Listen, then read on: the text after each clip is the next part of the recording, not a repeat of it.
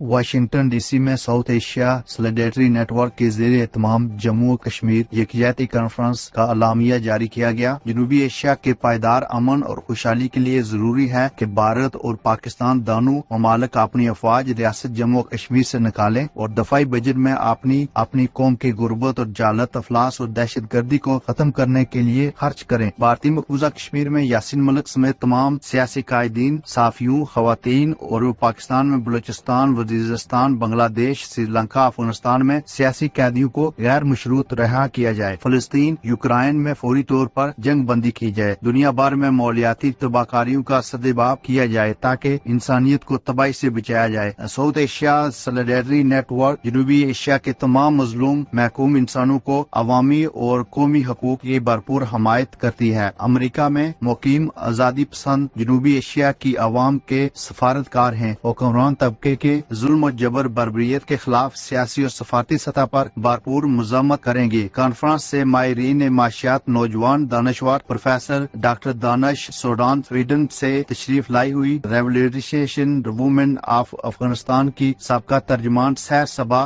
سردار انور advocate, engineer Fawad علی، doctor توقیر گیلانی، اسحاق شریف، ذوالفقار روشن، doctor اخلاص Barlas, professor محمد رفیق بٹی، زید بلوچ نے خطاب کیا۔ مقررین نے اپنے خطاب میں کہا کہ دنیا میں دو ہی قومیں ہیں، ایک ظالم اور دوسری مظلوم۔ ہم دنیا کے مظلوم اقوام کے نمائندے ہیں۔ دنیا میں ظالم حکمران طبقے سے نجات صرف اس مشترکہ جدوجہد سے ہی حاصل کی جا سکتی ہے۔ جنگیں اس وقت بین الاقوامی سامراج اور سامراجی سلطکاروں کا منافع بخش کاروبار ہے۔ ریاست جموں و کشمیر نصف دنیا کا نیوکلس ہے۔ اگر مسئلہ کشمیری قوم کی امنگوں کے مطابق حل نہ کیا گیا تو دنیا تیسری جنگ کی لپیٹ میں آ سکتی ہے۔ جنوبی ایشیا کا امن خوشحالی ریاست جموں و کشمیر کی آزادی سے مشروط ہے۔ ایک سیکولر ریاست جموں و کشمیر بھارت، پاکستان اور چین کے درمیان دوستی، تجارت اور امن کا پل بن سکتی ہے۔ Muhammad Aurangzeb, Jammu Kashmir T V, Washington D C, امریکہ۔